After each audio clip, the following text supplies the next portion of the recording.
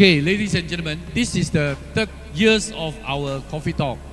So I really happy that we can still ongoing to this coffee talk and get all the members support, because every time we have some really important topic to the industry and we get all the person involved to share their opinions and suggestions to the industry. The focus of 2025 Coffee Talk, it will be on account receivable management, route safety, and tech in action about the safety. So it's very important, as we know the government is putting this safety impact into the industry since the beginning of the year. We have SLD, we have BGM, so it's very important for all our members to understand about this.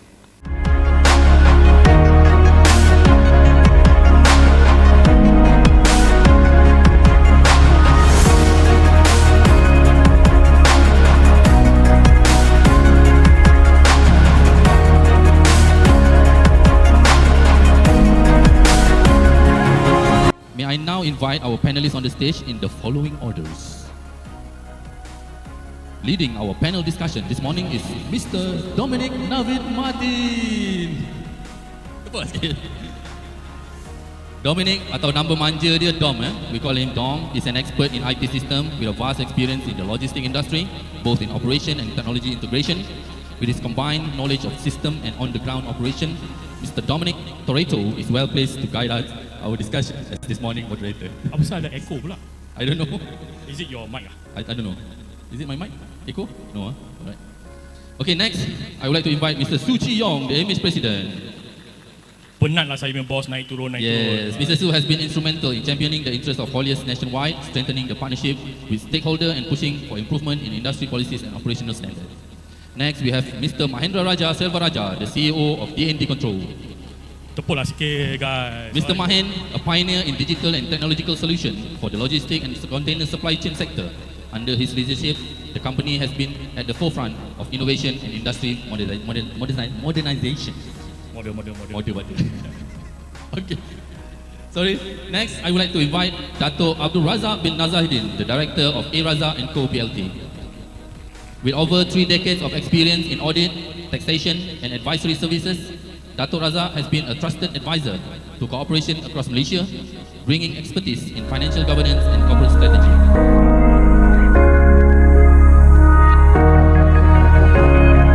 Okay, good morning everyone. Dato', you need to come on top, no, Dato'. No, it's okay.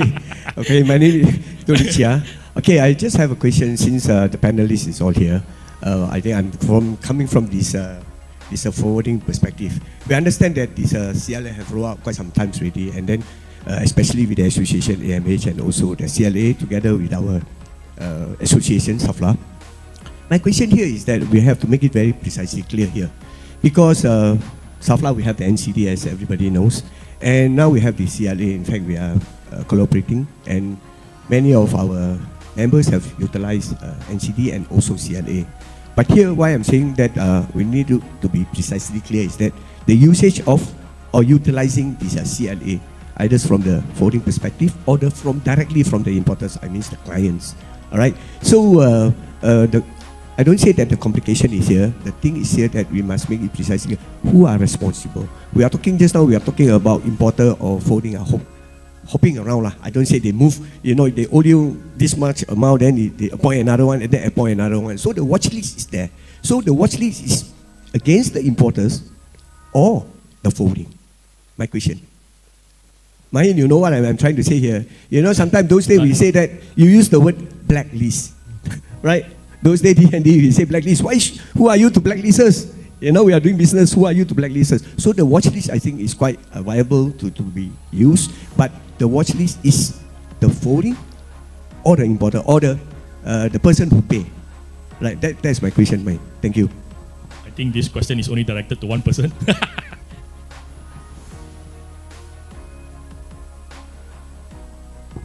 There's probably a history to the word blacklist given by a white man. So he thought whitelist is not nice for him, so he chose the word blacklist. For some reason, it's been in the industry. The watch list, Dato', you pointed rightly. Hopefully, we should not hold the forwarding agent, because they are also part of this the intermediary between the importer-exporter. So far, our watch list is holding the importer-exporter. Now, from the haulier perspective, you could be invoicing a forwarding agent. So something we need to sit down and talk to. Why when you mention that you're very scared, Dato? You know why? Because you are holding them and they also have not got paid from their client. So it's like, I hold you, you hold me, eventually the client is escaping.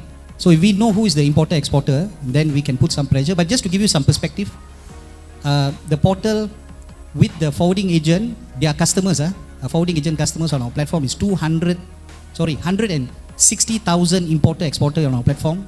Active is only about 70,000.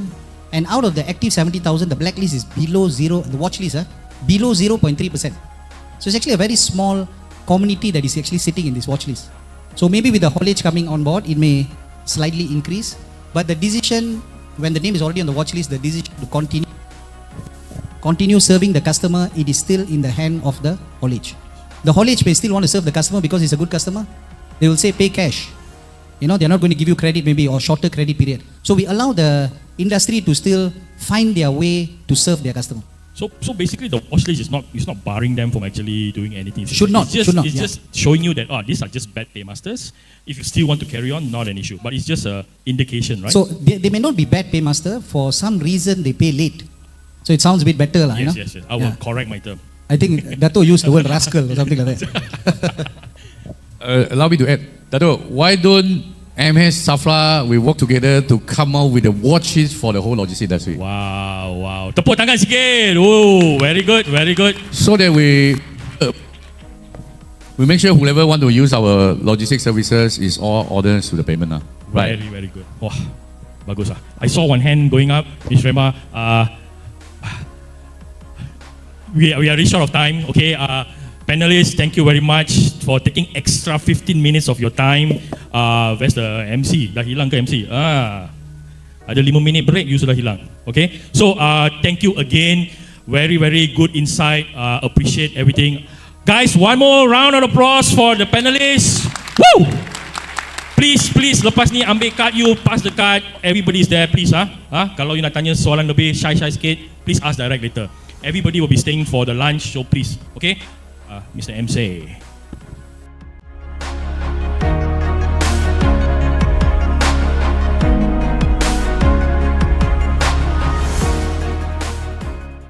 We will now begin our second panel session.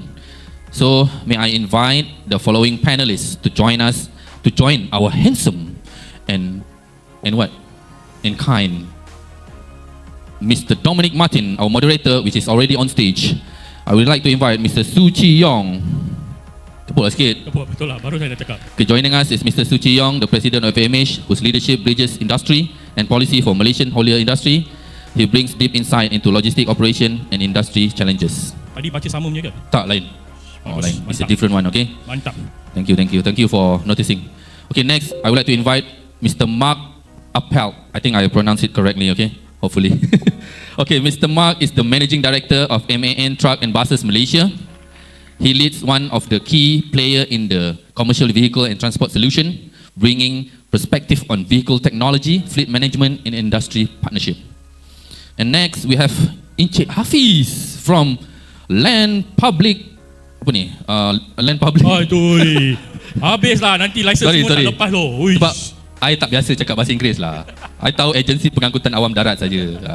Ayo kantor. Okay, from Apat, he is involved in regulating and overseeing land public transport, licensing and system enforcement for road-based operator. And next, I would like to invite Tuan Azharin, Assistant Director from JPJ Automotive Engineering Division. Wah, handsome lah. Encik Azharin focuses on technical standard, vehicle regulation, and ensuring compliances within Malaysia roadway vehicle sectors. So this is the division that we always call KA lah, kejuruteraan otomotif. Macam kita punya license lah, KA juga from Apat. So next, I would like to call Tuan Nur Azman, Ketua Penolong Pegawai Penguatkuasa Kanan, JPJ Penguatkuasaan. Bahagian penguatkuasaan. Ini kita ada 2 JPJ hari ini. Kita ada daripada bahagian kejuruteraan otomotif dan juga bahagian penguatkuasaan. Tuan Nur Azman, dia ni brings frontline enforcement experience on vehicle regulation, compliance and public safety on our road. Okay, panelists, please be seated.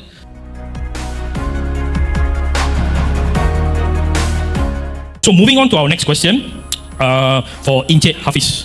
Okay, Hafiz, how is APAT addressing safety and certification to ensure that heavy vehicle operators are adequately prepared for the demands of the road? So ini lebih ke dia punya kenderaan lah. Ada tak apa-apa atau tak boleh beritahu? Can inform us? Tuan Hafiz. Okay, thank you Mr. Dom. Okay, first of all I need to clarify lah. The picture on the slide, the face is mine, but from my Bawah. face bawah. Daripada leher bawah, bukan you It's not me lah. AI sebab I takut ada apa? Sebab you pun support itu Starbucks. Nampak macam you support Starbucks lah. Sensitive issue. Okay tuan, noted. Disclaimer. Disclaimer first. Okay, for training, okay, as a road safety trainer myself, okay, I believe training is what we call crucial in road safety lah. If you ask Mr. Norazman, enforcement is the most crucial lah. Betul. Nanti dia ada dia macam. Okay, but for APAT, we have trained about APAT Airport Safety Training since 2019. Since APAT what we call being was formed lah, okay, was established. So we have trained about 30,000 company for APAT Airport Safety Training. Okay, and I just want to promote it again and again. The training is still free. Maybe next year, maybe need to pay lah. Cepat ni, cepat ambil nombor nanti. Percuma lagi guys. Still free. So you can register at APAD website lah now. Okay. Before this, we do our training online, but after we have discussed with Myros and researcher, we found it that face-to-face training is more effective lah. So we go to face-to-face again. Alright.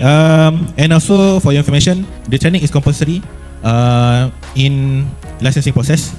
If let's say you attend training, then we can go to 3 years, 5 years for renewal. So tuan, kalau saya sudah pergi training, saya nak lagi sekali pergi training, boleh? Boleh. Okay boleh you support guys. Safety, please do. Sebab training is not a one-off session. It needs to be what we call continuous training. Okay. So we have 5 pillars on ICOP. First, management responsibility. Okay.